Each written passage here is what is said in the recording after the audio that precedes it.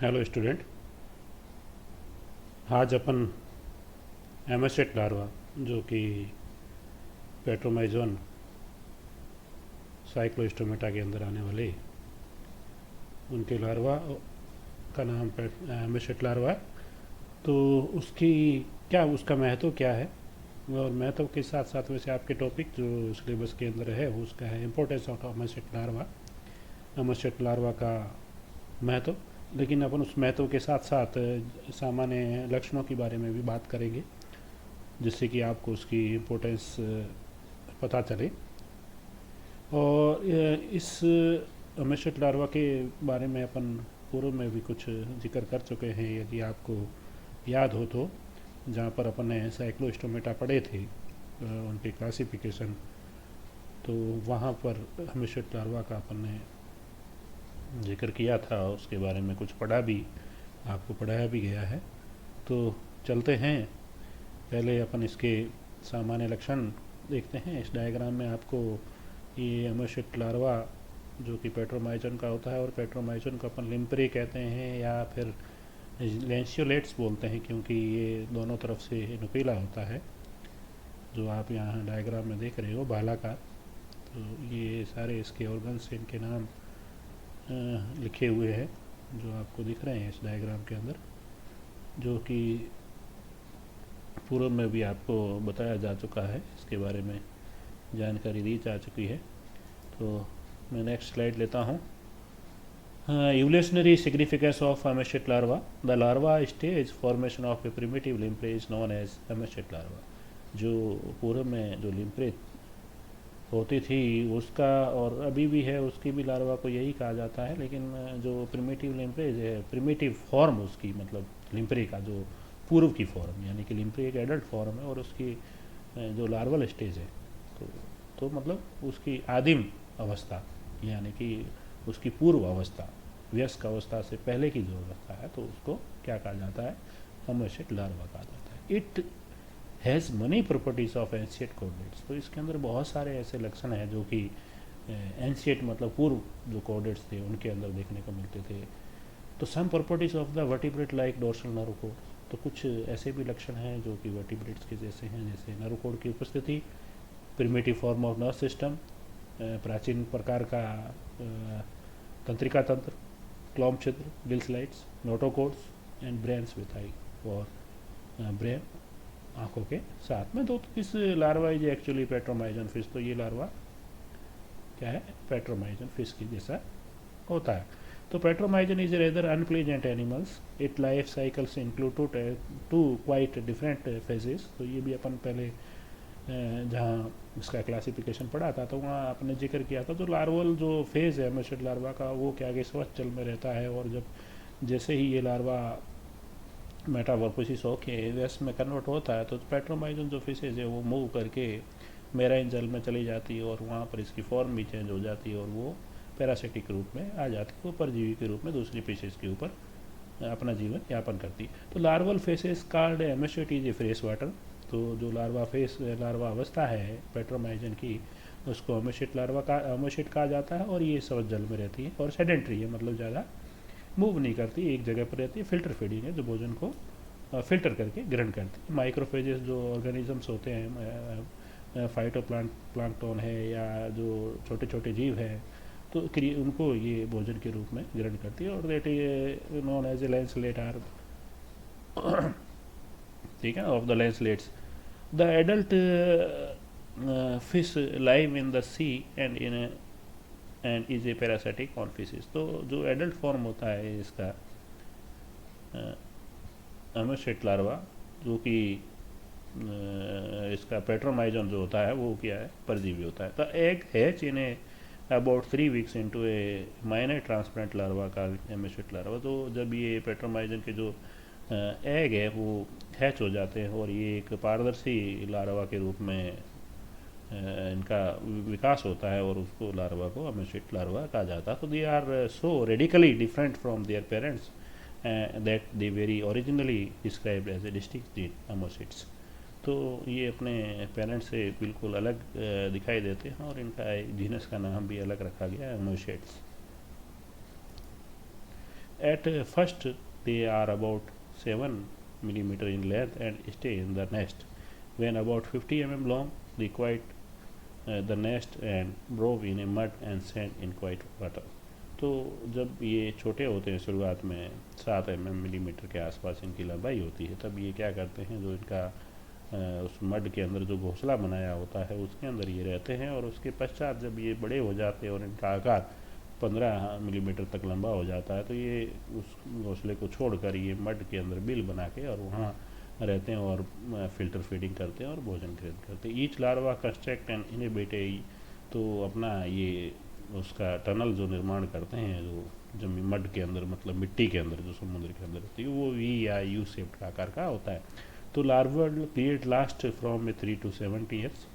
तो इनकी जो लार्वा अवस्था है वो 3 से 7 साल तक रहती है, अकॉर्डिंग टू स्पीसीज, जो उनकी प्रजातियों के ऊपर निर्भर करती है कि कितने साल का होगा, 3 का होगा, 4 का होगा, या 5 का होगा, या 6 का होगा, 7 में मैक्सिमम 7 ईयर्स तक हो सकता है. During which they grow about, तो इस दौरान जो 3 से 7 साल के बीच में ये करीब करीब 170 मिलीमीटर की लेंथ तक के ये अपने आप को बना लेते हैं, और ये ओपिक ही होते हैं. पूरा शरीर इनका जो है कि ट्रांसफर एकदम पारदर्शी होता है.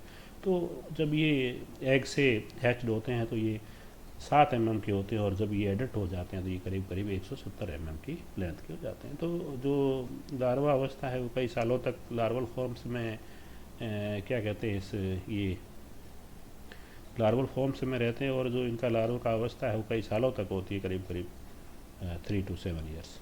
तो कुछ एक की 3 साल होती है और कुछ एक की हो सकती है 7 साल तक भी हो. तो अमोसिट लार्वा इज ऑफ ए ग्रेटोबिल, तो इसकी वजह से अमोसिट लार्वा का बहुत महत्व है, as it probably represent the most primitive and generalised vertebrate form. तो ये पुराना आदिम प्रकार का सामान्य जो कशेरुकियों है, इंटरमीडिएट बिटवीन सेफेलोपोडेट्स, तो ये पुराना कशेरुकियों के लक्षण भी शो करता है, और सेफेलोपोडेट और एंड वर्टिब्रेट्स के बीच की कड़ी के रूप में भी देखा जाता है. तो it's intermediate between cephalochordates and vertebrates. Its body is eel like but it differ from the adult in several respects. तो इसका जो शरीर है वो इल समान होता है, लेकिन बहुत सारे ऐसे लक्षण हैं जिसकी वजह से ये जो इसकी वयस्क अवस्था है उसमें बहुत अलग तरह का दिखता है. It has a continuous single median dorsal fin, तो इसकी जो डोर्सल फिन है वो लगातार रहती है, बीच में मतलब अलग नहीं होती. तो इट इज़ ब्लाइंड, ये अंधा होता है. टूथलेस, माउथ के अंदर दांत नहीं पाए जाते, और ये परजीवी नहीं होता है, और फिल्टर फीडिंग करता है. Feeding respiration are like those of branchiostoma, तो इसके अंदर जो भोजन करने की जो विधि है और श्वसन करने की जो विधि है वो किसके जैसी, ब्रेकियोस्टोमेटा के जैसी है. तो it has no suctorial buccal funnel, तो इनके अंदर जो चूसक मुख का जो फनल है वो जो पेट्रोबाइजन के अंदर देखने को मिलता है वो इनके अंदर देखने को मिलता नहीं है. तो जो एमेस्टेट लार्वा है उसके अंदर ये नहीं माया जाता, but a semi circular upper lip or oral hood around the mouth similar to that of branchiostoma. तो इसका जो ऊपर वाला जो लिप है, होठ है, ओरल हुड की तरह बनता है, और जो कि किसके जैसा दिखाई देता है, ब्रिंकियोस्टोमा के बकल के जैसा दिखाई देता है, उसके मुख के जैसा दिखाई देता है. Mouth is also a transverse lower lip, तो इसका जो माउथ का नीचे वाला जो लोअर लिप है वो ट्रांसवर्स होता है. तो ये समानता है किसके साथ, ऐसे लक्षण हैं जो इसको इसको बताते हैं कि इसकी सिमिलरिटी ब्रिंकियोस्टोमा के साथ है. It emerges at night from its burrow to feed on the burrow to feed on the bottom organic. तो ये रात के समय ज़्यादातर शरीर तो अपना ये मड के अंदर जो सेडेंट नीचे का जो समुद्र का जो मिट्टी होती है उसके अंदर दशा लेता है. सिर्फ उसका मुख है जो बाहर की तरफ निकालता है, और उस समय वो भोजन ग्रहण करता है और फीड करता है. उसे containing unicellular algae and bacteria which are caught on the, तो ये माइक्रो ऑर्गेनिज्म से जो फाइटोप्लांक्टन है उसको भोजन के रूप में ग्रहण करता है. जैसे अलगी, बैक्टीरिया है.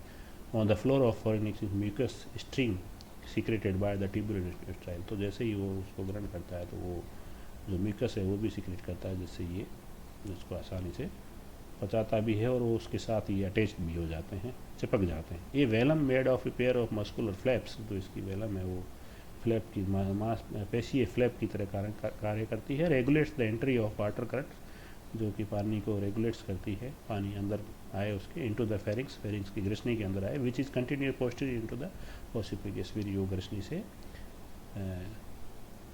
ओशियोफेगस की तरफ मूव कर जाता है पानी। 7 pairs of gill slits pouches are present, तो 7 पेयर इसके अंदर क्लोन पाउचेस पाए जाते हैं। Its which its internal gills slits into the pharynx and internal gills slits to the exterior. तो गिल स्लाइड्स फेरिंग्स के अंदर खुलते हैं और वो एक्सटर्नल गिल स्लाइड्स वो बाहर की तरफ खुलते हैं। Branchial basket supporting the pharyngeal wall alternately extends the contracts and driving water to the mouth into the pharynx and pumping out to the external gill slits. तो जो ब्रैंकियल बास्केट है supports करते हैं फेरिंजियल वाल को, और वो वाल पंप करती है, कॉन्ट्रैक्ट करती है, मतलब सिकुड़ती है और फैलती है, जिससे पानी अंदर आता है और बाहर की तरफ जो बाहरी जो छिद्र खुलते हैं उनसे बाहर की तरफ निकल जाता है exist through external gill slits. तो 10 water circulation is by muscular, जो मांसपेशियों की गतिविधि की वजह से पानी का जो मूवमेंट्स होता है, by ciliary activity as a branchiostoma, जैसे ब्रेकियोस्टोमेटा के अंदर जो सीलियरी गतिविधि होती है उसी तरह ऐसी एमिशेट लार्वा के अंदर देखने को मिलती है। This is probably necessary evolutional development of for engulfing larger piece of food. तो ये दर्शाता है कि जो उद्भव हुआ और विकास हुआ जिससे कि engulfing of pieces larger food molecules को भी ये भोजन के रूप में ग्रहण करता है। Liver, bile duct, gallbladder and protonephros kidney are present. Pericardial cavity enclosing heart connects with the coeloms, तो ये भी इनके अंदर देखने को मिलती है। Paired eyes remain hidden under thick skin and muscles, तो जो paired eye है वो एक मोटी स्किन के और मसल से ढकी हुई रहती है। Unpaired median pineal eye is well developed, तो जो पीनियल आई है वो अच्छी तरह से विकसित होती है। Hypophyseal and nasal sacs are poorly developed, और हाइपोफेशियल और नेजल सेक्स है वो पूर्ण रूप से विकसित नहीं होते या कम विकसित होते हैं। It is A dramatic changes in the habit and habitats morphological phylogeny and behaviour of larva so that it is transport into adult entirely different habit and structure. तो इसके अंदर बहुत ही जो ड्रामेटिक चेंजेस हुए उसके व्यवहार में, उसके आकार में, उसकी गतिविधियों से, जिस गतिविधि में जिसकी वजह से जो भौतिक क्रियाएँ होती है उसमें, तो जिस वजह से ही लार्वा में और उसके एडल्ट में बहुत सारे अंतर देखने को मिला। तो ये इस चेंजेस की वजह से वो लार्वल फॉर्म से it entirely different larval stage and their adult stage, so that is transport into adult entirely different habitat and structure। तो इस वजह से ये अपने आवास और स्ट्रक्चर में बहुत सारे बदलाव हो पाए इन मॉर्फोलॉजिकल और फिजियोलॉजिकल और बिहेवियरिकल चेंजेस की वजह से। After a prolonged larval life of 3 to 7 years, Somerset undergoes several radial structure changes to metamorphose into the semi parasitic adult form. तो इन सालों में, इस लंबे वर्षों में इतने सारे बदलाव की वजह से ही ये जो क्या कहते नॉन पैरासिटिक फॉर्म से ये पैरासिटिक फॉर्म्स में विकसित हो पाया, या कहें कि ये फ्रेश वाटर से मेराइन वाटर टाइप्स और सेडेंट्री से मूविंग टाइप्स, क्योंकि जो लार्वा अवस्था है वो ज़्यादा मूव नहीं करती और वो मडी एरियाज़ में रहती है और फ्रेश वाटर में रहती है और नॉन पैरासिटिक होती है, जबकि जो इसकी एडल्ट फॉर्म है वो फ्री स्विमिंग करता है और फ्रेश वाटर से मूव कर जाता है वो मेराइन वाटर की तरफ और फिशेस के ऊपर अपना जीवन यापन करता है परजीवी के रूप में। तो ये बदलाव इसके अंदर फिजियोलॉजिकल और मॉर्फोलॉजिकल और व्यवहारिक जो बदलाव होने की वजह से वो लार्वा से एडल्ट फॉर्म में आया, उसको कई वर्ष लगे, मतलब कई वर्ष लगते हैं, उसके जो जीवन काल है वो लंबा है, मतलब 3 से 7 साल तक का हो सकता है। तो इसकी वजह से ये सारे, तो oral hood is replaced by suctorial buccal funnel. तो जो बदलाव हुए वो लक्षणों की उन लक्षणों के बारे में अपन देखते हैं, उसका जिक्र करते हैं यहाँ पर। तो oral hood is replaced bye, जो ओरल हुड था उसका ये सेक्टोरियल माउथ के रूप में बदल गया। Buccal funnel with a strong and sharp teeth, तो उसके अंदर टीथ की डेवलपमेंट हो गए, जबकि वो लार्वल कंडीशन थी तब टीथ लेस था ये mouth. Tongue, rounded mouth and complex musculature, तो वहाँ मांसपेशियों का, दांतों का, चूसक बकल फनल का, तो जो ओरल हुड है वो सिंपल ओरल हुड से इस प्रकार के ओरल हुड में विकसित हुआ। और जो इंडोस्टाइल जो उसमें पाया जाता था वो थायरॉइड ग्लैंड्स के रूप में विकसित हुआ। वेलम्स जो पहले उसके ओरल हुड में उसके चारों तरफ पाई जाती थी, जो उसके माउथ को या बकल कैविटी को गार्ड करती थी, opening of the respiratory pharynx only, तो वो वेलम्स बिकम्स रेड्यूस्ड, तो वो कम हो गई और रेस्पिरेटरी फेरेंक्स में ही खुलती थी। Oesophagus separate from respiratory pharynx, जो ईसोफेगस पहले लार्वा अवस्था में रेस्पिरेटरी फेरेंक्स के साथ अटैच था वो सेपरेट हो गया एडल्ट फॉर्म में एंड बिकम ब्लाइंड सेक्स, और ब्लाइंड सेक्स की सेक्स में कन्वर्ट हो गया ब्लाइंड सेक में। और गैल bladder and bile duct despair, जो गैल ब्लैडर थी और बाइल डक्ट थी वो धीरे धीरे लुप्त हो गई। Gills develop in Gill pouches, जो गिल्स स्लाइड्स थे वो गिल पाउचेस के रूप में विकसित हो गए। और प्रोनेफ्रोज इज रिप्लेस्ड बाय मेजोनेफ्रोज, जो प्रोनेफ्रोज उसके लार्वा अवस्था में पाए जाते थे वो रूपांतरित हो गए मेजोनेफ्रोज में। तो ये सारे बदलाव लार्वा अवस्था से उसके एडल्ट अवस्था में आते आते हुए। Paired eyes becomes uncovered and functional, तो लार्वा अवस्था में जो इसकी थिक स्किन से जो आँखें थी वो घिरी हुई थी और मसल से और स्किन से वो की अनकवर्ड हो गई और फंक्शनल हो गई, जबकि वो उसकी लार्वा अवस्था में वो फंक्शनल थी नहीं थी, क्योंकि लार्वा था वो ब्लाइंड था, अंधा था। जबकि जो इसकी एडल्ट अवस्था है उसमें ये आंखें काम करने लग गई और स्किन थी वो हट गई उसकी आंखों के ऊपर से और इट्स बिकम ए फंक्शनल।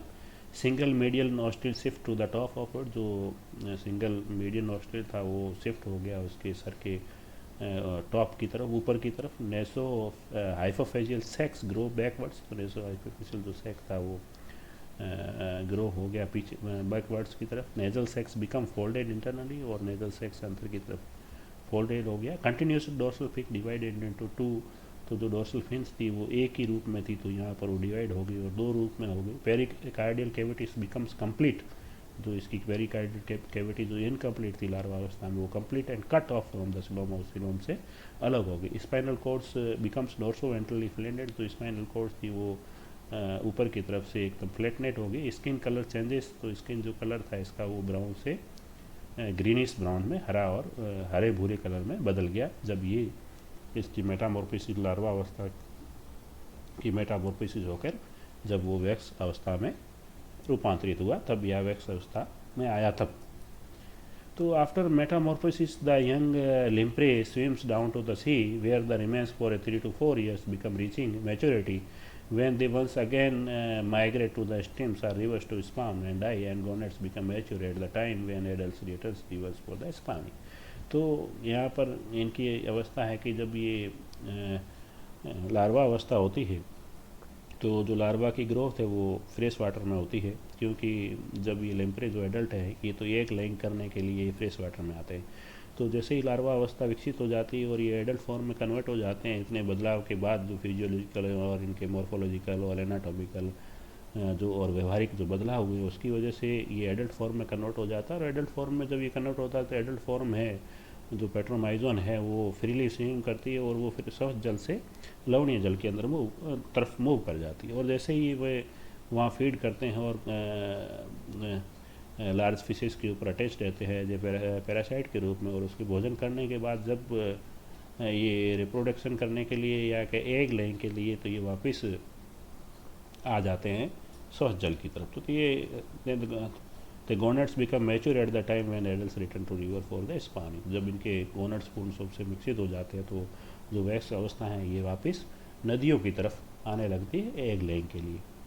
तो at last but not the least we have come to the conclusion that in the life history of Petromyzon larval form is seen, तो पेट्रोमाइजन के अंदर जो लार्वा अवस्था अपन को देखने को मिलती है it is called an ammocoete larva, तो उस अवस्था को अपन अमोसिट लार्वा कहते हैं। Ammocoete larva exhibits striking similarity with the amphioxus, तो जो एम्फियोक्सिस है उसके साथ, क्योंकि जो ये देखने का आता है जिसको जो फाइलोजेनिक जो रिलेशंस बोलते हैं, तो जो लार्वा अवस्थाएं होती हैं या जो इम्यूनिटी डेवलपमेंट होता है तो उनका कहीं न कहीं उनके पूर्वजों के साथ समानताएं देखने को मिलती है। तो यहाँ पर ammocoete larva actually striking similarity with the amphioxus, तो जो उससे पूर्व जो जीव विकसित हुए उनके साथ इसकी जैसे एम्फियोक्सिस है तो उसके साथ इसकी समानता देखने को मिली। It is a very primitive and generalised vertebrate, तो ये जो एमेच्योरिटी लार्वा है ये आदिम या प्राचीन टाइप का है, जिसके अंदर सामान्य अकेशरिकियों के या सामान्य टाइप का अकेशरिकी इसको कहा जाता है। It may be regarded as the connecting link between, तो इसको ये भी माना जा सकता है कि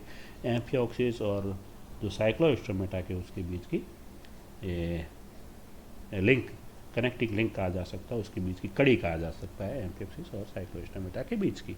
तो ये इतने लक्षणों की वजह से इसका महत्व बढ़ जाता है कि इसके अंदर कितने बदलाव हुए, और लंबे समय बदलाव के बाद इनके अंदर ये देखने को मिला जो इसकी लार्वा अवस्था है और जो इसकी जो अवस्था है, इसमें बहुत सारा डिफरेंस है। और लार्वा अवस्था को वेस्ट अवस्था में मेटामॉर्फिस होने के लिए बहुत सारा लंबा समय लगा, और कितने प्रकार के जो इनके लक्षणों में बदलाव हुआ जो देखने को मिला, जो फिजियोलॉजिकल चेंजेस है, एनाटॉमिकल चेंजेस है, या व्यवहारिक चेंजेस है, हैबिटेट जो इनके अंदर चेंजेस है, ऑर्गन्स का डेवलपमेंट है, इसके वजह से इसकी महत्वता बढ़ जाती है।